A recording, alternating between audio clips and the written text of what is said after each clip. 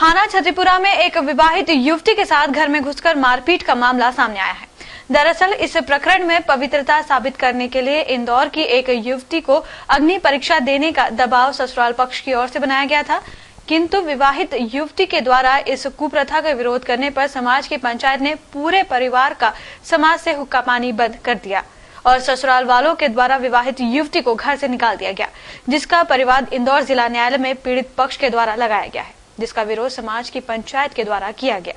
ये कहानी बियाबानी में रहने वाले गोहर परिवार की है, जिनकी बेटी पूनम की शादी मुंबई के कुणाल ओटवाल से दिसंबर 2007 में हुई थी।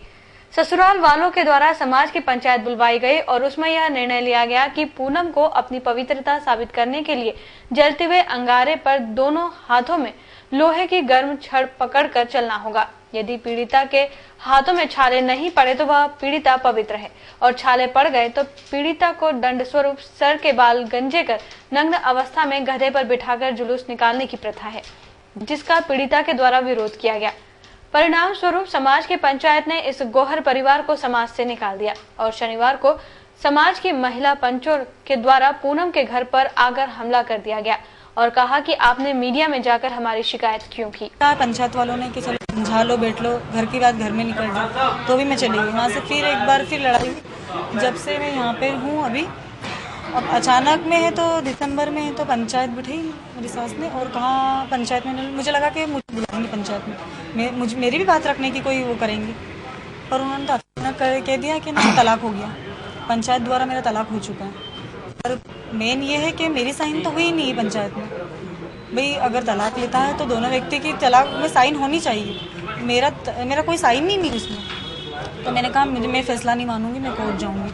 अब कोर्ट में मैंने केस लगाया है तो कोर्ट द्वारा नोटिस ससुराल वालों को भेजा है, तो इसमें समाज का तो समाज की कोई वो ही नहीं है ना, उसमें समाज बीच बचाओ की है। समाज वालों ने पंचायत बिठाई, समाज वालों ने। वहीं पूनम के पिता का कहना है कि समाज और ससुराल के लोग मेरी बेटी को परेशान करते हैं और जबरदस्ती अग्नि परीक्षा देने को बाध्य कर रहे हैं, जबकि समाज की महिलाओं ने आरोप लगाए हैं कि पूनम का चरित्र ठीक नहीं है और 2 बार अन्य लड़कों के साथ भाग गई है। और जैसा कि पूनम इल्जाम लगा रही है कि समाज की पंचायत अग्नि परीक्षा कह रही है, वह झूठ है।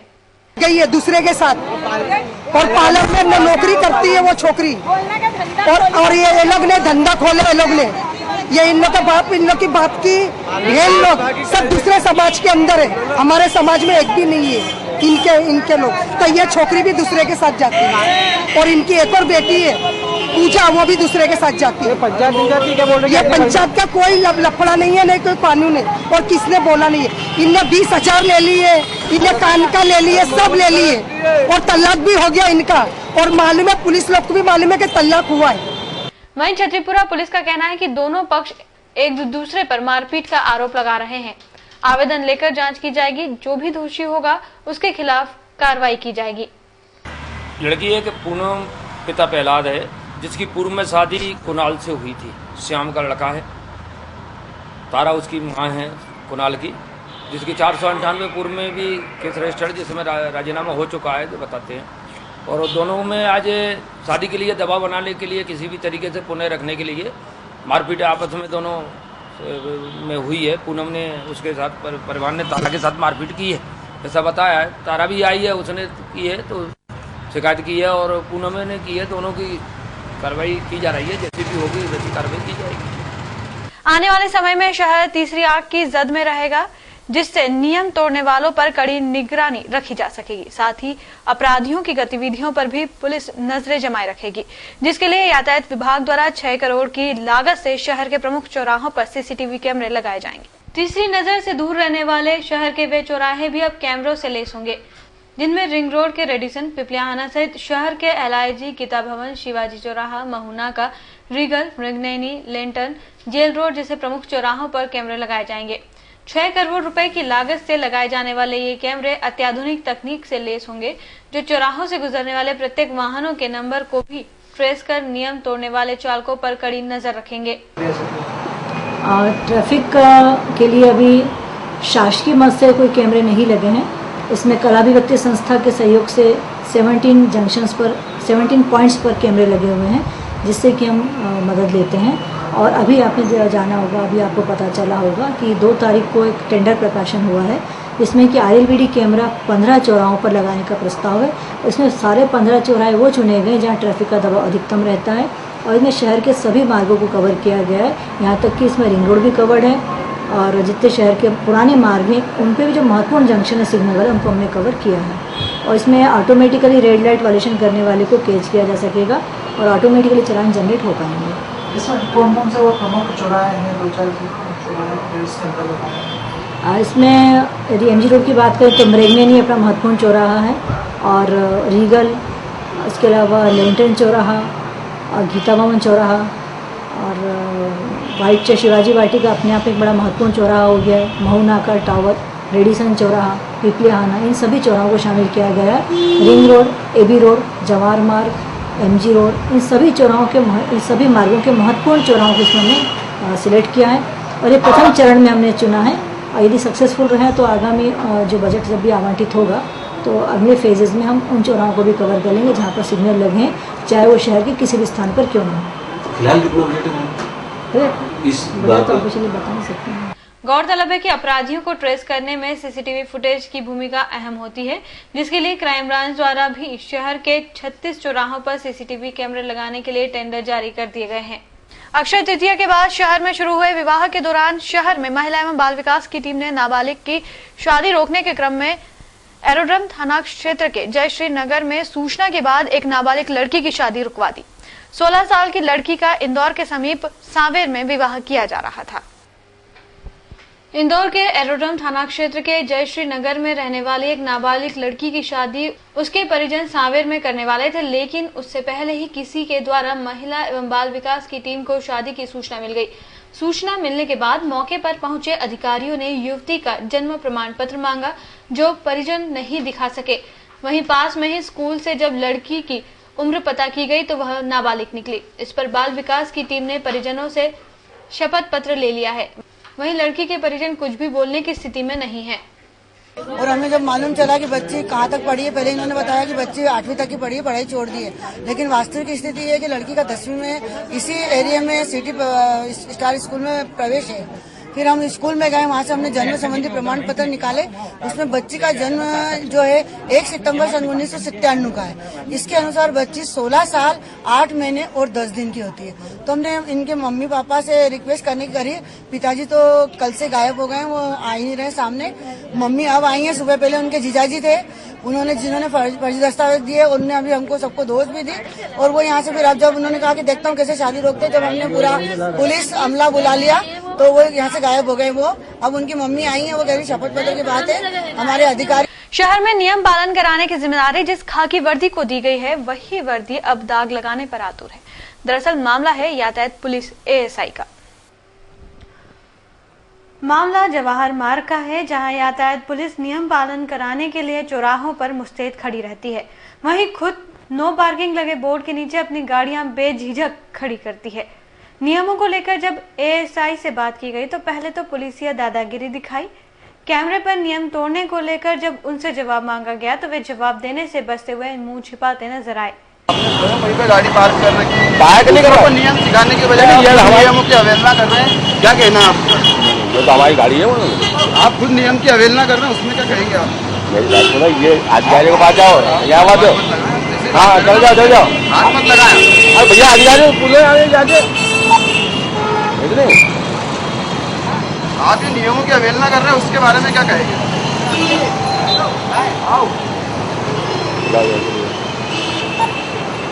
जो श्रीमान, ये जो नियमों की अवहेलना कर रहे हैं उसके बारे में भैया मैं पूछ रहा था, वो तुम तो हमारे अधिकारी पूछो भैया। बताए ना, आपके यहाँ पे स्पॉट पे ड्यूटी है, आप खुद स्वयं मैं वो ट्रैफिक को ऐसा करता हूँ भाई साहब, हम ट्रैफिक को ऐसा बिल्कुल हटवाते हैं, उनको ट्रेन को उठवाते हैं, स्वयं गाड़ी तो हम यहाँ लगाएंगे, कहाँ ड्यूटी गाड़ी कहाँ लगाएंगे भैया। वहीं जब इस मामले में यातायात ASP अंजना तिवारी से बात की गई तो उन्होंने यह माना कि नियम सबके लिए एक है। अगर कोई पुलिसकर्मी नियम तोड़ता है तो उस पर सख्त कार्रवाई की जाएगी।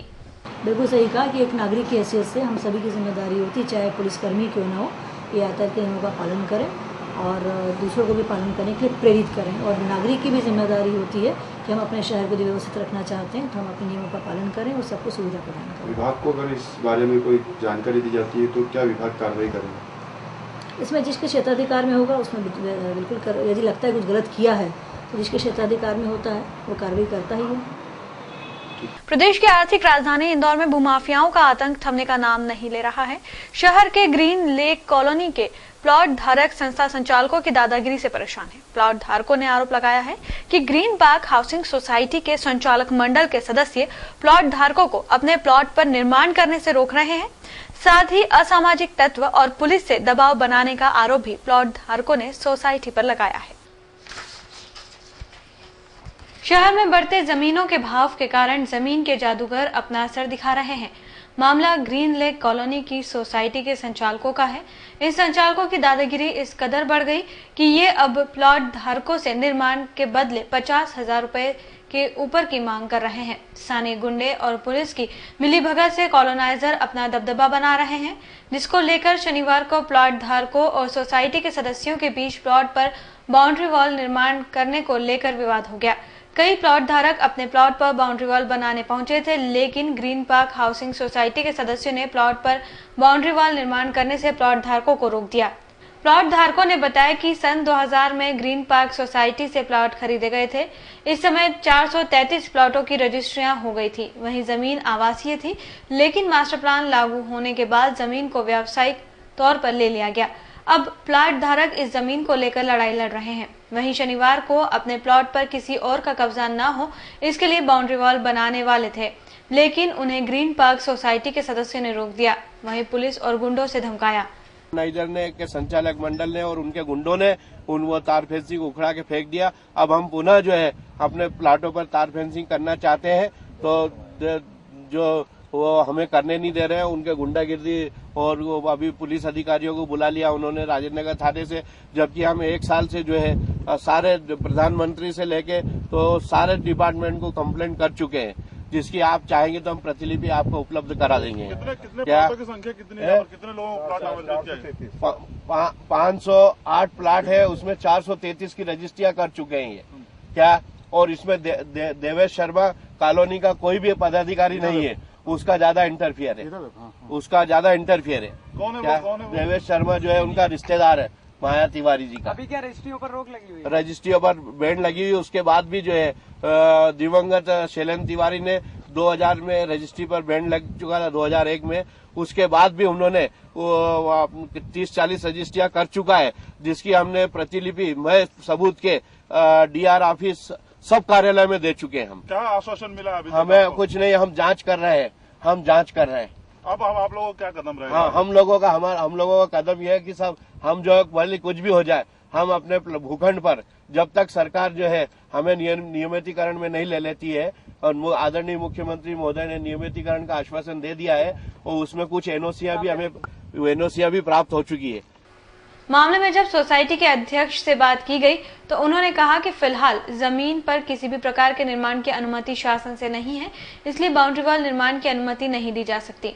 क्योंकि जमीन का उपयोग आवासीय नहीं होकर व्यावसायिक हो गया, जिसके लिए संस्था अपने स्तर पर प्रयास कर रही है। वहीं जब संस्था के अध्यक्ष से इस मामले में पूछताछ की गई तो वे संस्था के सदस्यों के नाम भी ठीक से नहीं बता सके। उन्होंने साफ कहा कि पूर्व सोसाइटी के अध्यक्ष की मौत हो चुकी है और निर्माण के लिए किसी भी प्लॉट धारक ने मुझसे अनुमति नहीं मांगी। आप 450 लोगों में आप प्लॉट होल्डर कौन कौन है बताइए? हम लोगों हम पूछ रही है। आपसे आप तो मेरे से पूछ रहे हैं, आप जनता नहीं है, आप मीडिया कर्मी है। कुछ चीजें ऐसी संस्था की है जो मीडिया को नहीं बता सकते। जब आपके ऊपर आरोप लगा रहा है जिन्होंने प्लाट धारकों ने आप पैसे मांग रहे हो, कौन प्लाट धारक है जो आरोप लगा रहे हैं? बताइए आप, नाम बताइए। वो ये भी कह रहे कि डराया था। अरे नाम बताइए ना। आपके सामने खड़े में यहीं पे है आप ये सभी प्लाट धारक ही खड़े में, आप डरा रहा धमका रहे, गुंडा बदमाश रख लिया आपने बुला के, क्या कारण है? ये कौन बोल रहा है बताया तो सही ना भैया, नाम बताओ ना। खबर चलेगी, आप देख लेना। खबर चलेगी। संचालक मंडल आज मेरा प्लॉट हमने सारे निरस्त कर दी, हम नहीं देंगे प्लाट। एक भी निरस्त नहीं है। जिस प्लाट होल्डर का प्लाट है उसी प्लाट होल्डर का प्लाट है और रहेगा। ये परमिशन गवर्नमेंट से नहीं है, बिल्डिंग परमिशन जिस दिन गवर्नमेंट से मिल जाएगी तो प्लाट धारक हमें सहयोग करे। हम प्लाट धारकों की लड़ाई लड़ रहे हैं सरकारी। थाना आजाद नगर के अंतर्गत आने वाली मूसाखेड़ी में एक मकान के विवाद को लेकर क्षेत्र के बदमाशों के द्वारा मकान में रह रहे पति पत्नी पर चाकू और पिस्टल से हमला कर घायल कर दिया गया। उसके बाद बदमाश मौके से फरार होने में भी कामयाब रहे। आजाद नगर थाने तहत मूसाखेड़ी के अमन नगर निवासी विनय वर्मा व उसकी पत्नी रितु वर्मा ने आरोप लगाते हुए कहा कि पड़ोस में रहने वाले कृष्ण कुमार तिवारी, आशीष ठाकुर और जितेंद्र पाटीदार ने आज सुबह रितु वर्मा से जबरदस्ती मकान पर कब्जा कर पेपर्स पर साइन कराना चाहिए। रितु के न कहने पर कृष्ण कुमार तिवारी ने रितु पर पिस्टल तान दी। बीच बचाव करने आए पति विनय पर पहले जितेंद्र पाटीदार ने सिर में चाकू मार दिया और तिवारी व ठाकुर ने लोहे की रॉड और पिस्टल की बट से हमला कर उन्हें घायल कर दिया। मकान का हमारा थोड़ा लफड़ा चल रहा है, उसके अंदर इन्होंने पूरा सामान खाली करवा दिया, पूरा मकान फेंकवा दिया, हमारा सामान ले गए। मेरी वाइफ का और हमारा ही है उन लोगों से। मूसाखेड़ी अमन नगर 133/2 में इस पे तानी थे कोई साइन करवाने के लिए। हाँ, तो एकदम गोली मार देता, इसलिए मैंने पकड़ा उसको। बताऊं मैं तो उन्होंने दूसरे ने चाकू निकाला, ये भयंकर तरीके चाकू मार दिए 2-3 यहाँ पर। कृष्ण, हाँ बदमाशी तो है। कृष्ण कुमार तिवारी है और जितेंद्र पाटीदार है और आशीष ठाकुर है, मूसाखेड़ी अमन नगर में। जितेंद्र पाटीदार, कृष्ण कुमार तिवारी, इन सब ने मेरे मकान पे भरे मकान पे कब्जा कर लिया और मेरा कोई सुनवाई नहीं हो रही है। तो मैं ना सब दूर आवेदन लगा रही सर एसपी ऑफिस भोपाल। तो कृष्ण कुमार तिवारी इन तीनों का मालूम पड़ा तो ना हम लोग मेरे भाई क्या जा रहे थे नंदीग्राम से, उनने पकड़ा बाइक पर थे पल्सर पे। इन तीनों ने तो कृष्ण कुमार तिवारी ने मेरे पे बंदूक रखी तो मेरे पति ने उसे झुमा झपटी करी तो उसने मेरे पति को ऐसे कड़ा की कड़ा चाकू मार दिया और राड से नहीं मेरे को भी मारा और मेरे पति को भी बहुत मारा सर इन तीनों। दरअसल यह पूरा मामला मकान पर कब्जे को लेकर हुआ है। पीड़ित परिवार का कहना है कि इस बाबत हमारे द्वारा थाना आजाद नगर में कई बार शिकायत की गई, किंतु थाना हमें सहयोग करने के बजाय बदमाशों का साथ दे रहा है। इंदौर से पूना जा रहा है मेडिसिन से भरे एक ट्रक में से करीब 10 से अधिक कार्टून अज्ञात चोरों ने चुरा लिए हैं। मोटर मालिक मोहम्मद याकूब का कहना है कि देवास नाके से मेडिसिन लेकर पूना रवाना होना था, किंतु रात को विलंब होने के कारण सिरपुर स्थित दाल गोदाम में ट्रक खड़ा कर दिया था, जिसमें से रात को करीब 10 से अधिक कार्टून चोरी हो गए, जिसमें 2 लाख से अधिक का माल होना बताया गया है। यह घटना चंदन नगर थाने की है। उसकी कंडीशन पीछे देखी गई कि उसके अंदर के थोड़ा कोना खाली पड़ा हुआ है। अब उसमें ये नहीं मालूम है कि 15 कार्टून गायब है कि 10 गायब है, वो गिनती होने के बाद पता लगेगा सर। क्या माल भरा हुआ था? मेडिसिन भरी हुई सर। कहाँ से भरी थी ये? देवास नाके से। वो कहाँ जा रही थी ये? पूना जा रही थी। तो इसको कहाँ पर खड़ा कर दिया था तुमने? सिरपुर बाग दाल मिल के अंदर। कितने लाख रुपए का माल होगा इसमें तकरीबन? इसके अंदर साहब अंदाजा नहीं लगा सकते हैं, फिर भी ट्रांसपोर्ट वाला आ रहा है, कंपनी वाले को बुलवाया, गिनती होगी, उसके बाद पता लगेगा सर कितना है उसमें।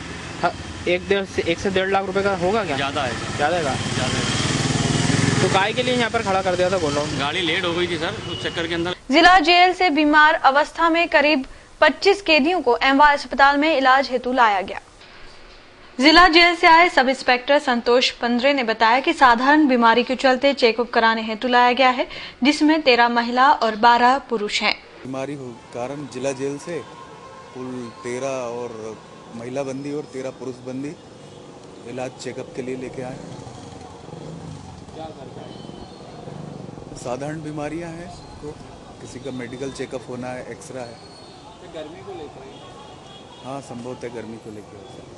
टोटल कितने दोनों जैसे कितने?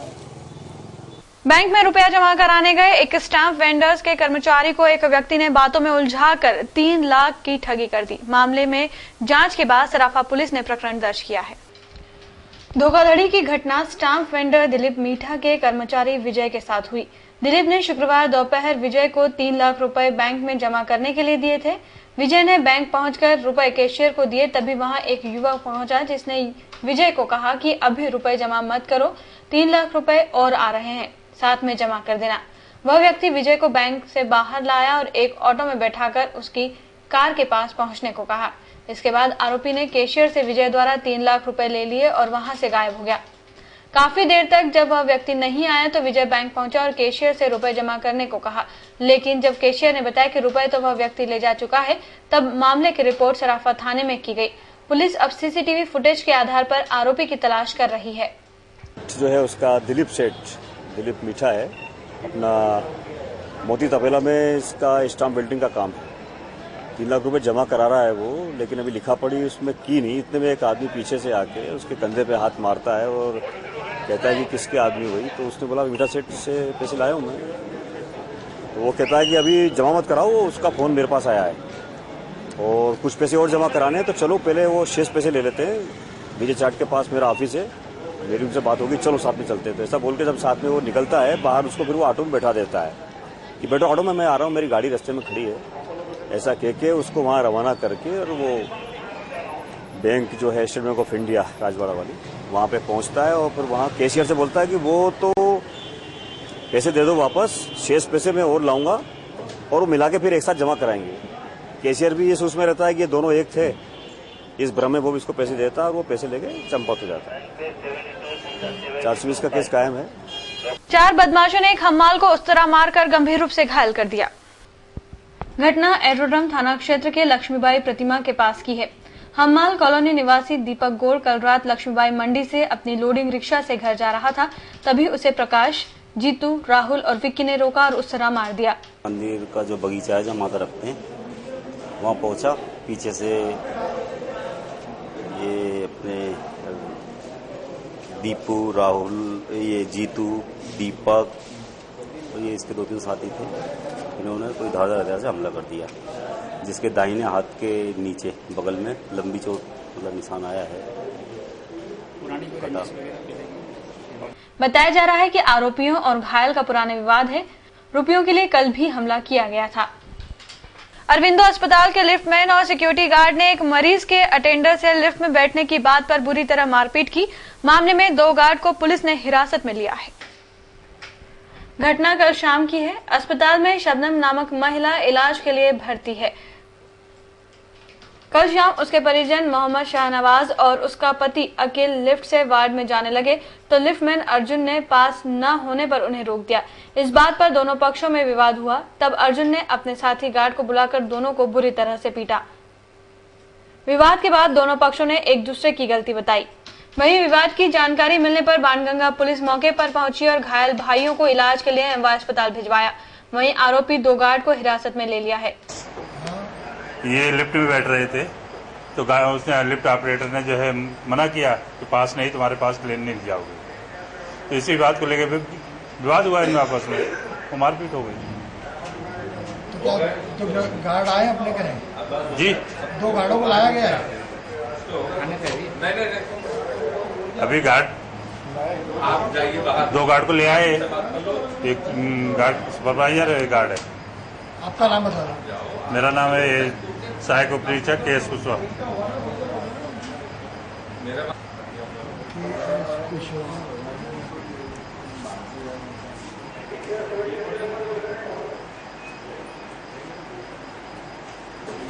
हाँ बता दो क्या हुआ है कि मामले में, क्या दोनों पक्ष आए आपका रिपोर्ट लिखा है? हाँ दोनों पक्ष आए हैं। कौन कौन से? एक तो ये सेनवाज और दूसरा वो गार्ड। शहर तेजी से विकास की ओर कदम बढ़ाता जा रहा है और शहर को नई नई सौगातें मिलती जा रही है, लेकिन विकास की इबारत समाज और आम लोगों के लिए कई समस्याएं खड़ी कर रही है। शहर के 148 स्थानों पर लगाए जा रहे 4G टावर का विरोध शुरू हो गया है। कनाडिया रोड स्थित विवेकानंद नगर में गुलमोहर वेली के सामने कुछ दिन पहले टावर लगना शुरू किया गया। इस पर रहवासी संघ भड़क गया।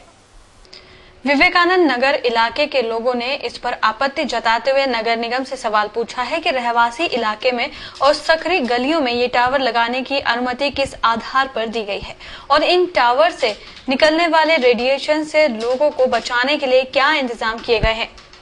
संघ और रहवासियों ने गुरुवार को इस संबंध में निगम आयुक्त को शिकायत भी की है। टावर के लिए बनाए गए बेस के कारण अब यह लाइन भविष्य में आगे नहीं बढ़ाई जा सकेगी। रहवासियों का कहना है कि 10 फीट की गली में टावर लगाया जा रहा है, इससे यहाँ ट्रैफिक समस्या खड़ी होगी। इसके अलावा टावर से निकलने वाले रेडिएशन से गंभीर बीमारियों की आशंका भी है।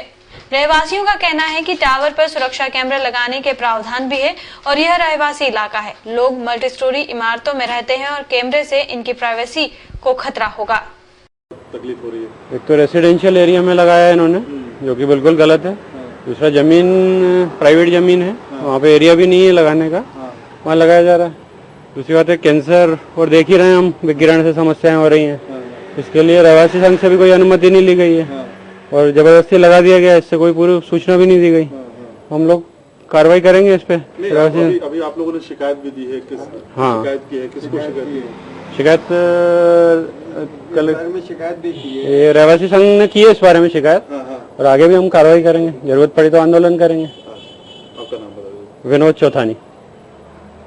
ये 4G टावर है जो मकान के पास में लग रहे हैं, रहवासी क्षेत्र में है, इससे लोगों की प्राइवेसी भी डिस्टर्ब होगी और यहाँ पे और समस्या भी, ड्रेनेज की लाइन के बीच में आड़े आ रहा है, वो खंबा बीच में डाल रहे हैं वो, तो उसके कारण पूरी परेशानी होगी कॉलोनी में। ये ऐसे रहवासी क्षेत्र में नहीं लगाना चाहिए इसको। सड़क भी चौड़ी कम है यहाँ पर, सड़क चौड़ी कम है और यहाँ से ये कनाडिया रोड से जो आते जाते हैं उसका आधा ट्रैफिक इधर से आता जाता है, तो उसके कारण ये बीच में भी आड़े आएगा। ये उसके रेडिएशन को लेकर भी क्या समस्या होती है? रेडिएशन से है कि यहाँ पे रहवासी क्षेत्र है, यहाँ नहीं लगना चाहिए। स्वास्थ्य पर भी कोई असर पड़ेगा इस टावर से? हाँ, एक विकिरण से वो कैंसर का चांस रहता है।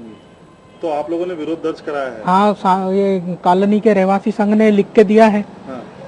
अब इंदौर में शनिश्चर जयंती के उपलक्ष्य में हर साल आयोजित होने वाले शनि जयंती महोत्सव की शुरुआत इस साल 21 मई से होने जा रही है। महोत्सव के अंतर्गत हर साल अखिल भारतीय संगीत समारोह का आयोजन होता है, जिसमें संगीत से जुड़ी देश की नामी हस्तियां महोत्सव में शिरकत करती हैं। 65 वर्षों से इस आयोजन का सिलसिला सतत जारी है, जिसमें अनुप जलोटा, पंडित भीमसेन जोशी सहित कई विख्यात कलाकार शिरकत कर चुके हैं। इस साल भी संगीत जगत से कई कलाकार शनिदेव के दरबार में हाजिरी लगाकर अपने फन का जौहर दिखाएंगे। इसके साथ ही 28 मई को शनि जयंती पर शनि महोत्सव धूमधाम से मनाया जाएगा। गौरतलब है कि इंदौर का शनि मंदिर देश का सबसे प्राचीन शनि मंदिर है, जिसकी गिनती महाराष्ट्र के शनि शिंगणापुर के बाद दूसरे क्रम पर होती है। पंडित जी बताएं कि शनि महोत्सव की कब से शुरुआत हो रही है और इस बार कौन कौन से राष्ट्रीय स्तर के संगीतकार कलाकार शिरकत करने वाले हैं? इस बार संगीत महोत्सव की शुरुआत जो हो रही है वो 21 मई से 26 मई तक संगीत महोत्सव चलेंगे, जिसमें कि प्रमुख मतलब 26 तारीख को माधव भागवत जी मुंबई से आएंगे। उसके अलावा भी अपने श्रुति अधिकारी जी आएंगे और साथ में 24 तारीख को मनीष तिवारी जो अपने इंदौर के जाने माने भजन गायक है, उनका प्रोग्राम यहाँ पे होता है। और कौन कौन लोग शिरकत करने वाले हैं? और वैसे 21 से ये प्रोग्राम चालू होगा, जिसमें सितार वादन पंडित नयन ज्योति घोष, इनका 21 को होगा। इसके बाद फिर 22 को शाश्वती पाल मुंबई से आएंगे, उनका शास्त्रीय गायन होगा। 23 को पूर्वी नीम गाँवकर जो इंदौर के हैं उनका होगा, उनके साथ में श्रुति अधिकारी जो संतूर वादन करते हैं उनका प्रोग्राम होगा। और कब तक इसका समापन होना है? इसका समापन होगा 7 जून को, तो पहले के साथ में। पहले यहाँ पर बाबा के दरबार में कौन कौन लोग शिरकत कर चुके हैं? काफ़ी बड़ी बड़ी हस्तियाँ, भारत की काफ़ी बड़ी बड़ी हस्तियाँ शिरकत कर चुकी हैं, जिसमें मतलब प्रख्यात नाम भी है कहीं, मतलब अहमद हुसैन मोहम्मद साहब शिरकत कर चुके हैं, भीमसेन जोशी भी कर चुके हैं। क्या विशेष श्रृंगार और क्या विशेष दिन के रोज कुछ अलग से रहेगा? 28 तारीख को जिस दिन जयंती है वो बुधवार अमावस के सहयोग से आ रही है, जो मतलब केतु का जिसको प्रकोप है, या तो उस दिन शनि महाराज की पूजा करने से केतु का प्रकोप कम होगा। उसके साथ साथ शनि महाराज का स्वर्ण से वर्ग से विशेष श्रृंगार किया जाएगा, 56 भोग का आयोजन होगा, फूल मंगला सजाएगा। किन राशियों को इसका अच्छा असर रहेगा? कन्या राशि और मिथुन राशि वालों को अच्छा असर रहेगा इसका। इसके साथ साथ वृश्चिक को थोड़ी कष्ट रहेगा, तो वृश्चिक राशि वालों को पूजा करनी चाहिए। कितने सालों से महोत्सव का आयोजन किया जा रहा है? ये तकरीबन 65 वर्ष संगीत महोत्सव के लिए, संगीत महोत्सव भंडारी। आपका नाम? पंडित भूषण। इंदौर में परिवहन विभाग की आपत्ति और यातायात विभाग की अनुशंसा के बाद इंदौर की सड़कों पर सरपट दौड़ रहे 15 साल पुराने वाहनों को शहर से बाहर करने की कवायद तेज हो गई है। यातायात विभाग की अनुशंसा परिवहन और दोनों ही विभाग इसके लिए पूर्व में ही अनुशंसा कर चुके हैं। संभवतः इस पर चुनाव परिणाम आने के बाद कोई ठोस निर्णय हो सकता है। हालांकि विभाग के अधिकारियों का मानना है कि आदेश के तहत तो निजी और दोनों तरह के वाहनों को शहर से बाहर करने की कवायद है, लेकिन फिलहाल दोनों ही विभागों का जोर सिर्फ कमर्शियल वाहनों को ही बाहर करने पर है। ऐसे वाहनों को लेकर जी, इस संबंध में सड़क सुरक्षा समिति की बैठक में भी बिल्कुल स्पष्ट चर्चा हुई थी कि पुराने वाहनों को बाहर निकालने की प्रक्रिया करनी है, जिसके अंतर्गत आरटीओ ने कहा भी था कि हम अपने दस्ते बनाकर पुराने वाहन जो भी इस आयु सीमा को पूरा कर चुके हैं उनको निकालने की प्रक्रिया करेंगे और नया फिटनेस जारी नहीं करेंगे। इस संबंध में हमारी तरफ से कई बार रिपोर्ट भेजी जा चुकी है और मुझे उम्मीद है कि शीघ्र इसके संबंध में आरटीओ प्रारंभ करेंगे। यदि हमारी किसी प्रकार की आवश्यकता होगी वाहनों को चेक करने में या वाहनों को उनके हैंडओवर करने में, हम उनकी मदद बिल्कुल करेंगे। इन वाहनों में निजी वाहन भी है या कमर्शियल वाहन? इसलिए प्राथमिकता तो कमर्शियल व्हीकल के लिए की गई थी, लेकिन वाहन सभी प्रकार के शामिल हैं।